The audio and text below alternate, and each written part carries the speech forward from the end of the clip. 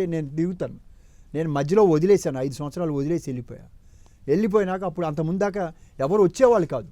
ఛాంబర్కి రమ్మంటే కూడా ఎవరిని మా టైం వేస్ట్ చేసుకోవటం వచ్చేవాళ్ళు కాదు. ఇప్పుడు ఏమైపోయింది, అక్కడ అదేదో పాపులారిటీ లాగా, అదేదో మనకు ఒక హోదా చెప్పుకునేదానికి, నేను ఛాంబర్ సెక్రటరీనో లేకపోతే నేను ప్రొడ్యూసర్ అని నేను ప్రెసిడెంట్ చెప్పుకోవడానికి తప్పితే నిజంగా చేస్తున్నాము అంటే ఓన్లీ ఎప్పుడు వస్తుందంటే వర్కర్స్ ఆ మీటింగ్ అప్పుడు వస్తుంది. అప్పుడు కూడా ఏం చేస్తారు, ఒక కమిటీని వేస్తారు, ప్రొడ్యూసర్స్ చిన్న పెద్ద వాళ్ళందరినీ వేసి వాళ్ళు నెగోషియేట్ చేస్తారు. ప్రెసిడెంట్కి ఏముండదు, సెక్రటరీకి ఏముండదు. Secretary only has to organise, వాళ్ళు డీల్ చేసి మాట్లాడతారు.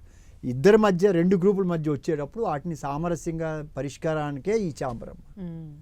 అంతే తప్పితే దీనివల్ల ఏం వస్తుంది అనుకుంటే, ఏమీ లేని వ్యక్తి నాకు వస్తే గుర్తింపు వస్తుంది అనుకుంటాడు. ఆ గుర్తింపు కోసం అది అనుకుంటారు.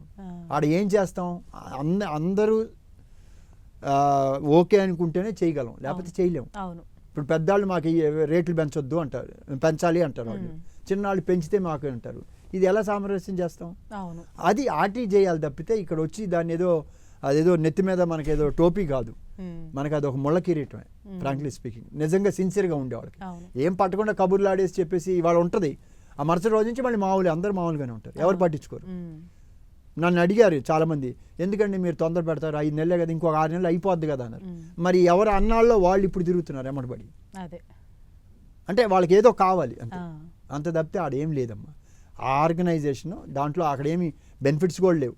ఇప్పుడు ప్రొడ్యూసర్ కౌన్సిల్ అంటే ఏదో ఇన్సూరెన్స్లు అలాంటివి ఉంటాయి, దీనికి అవి ఏం లేవు.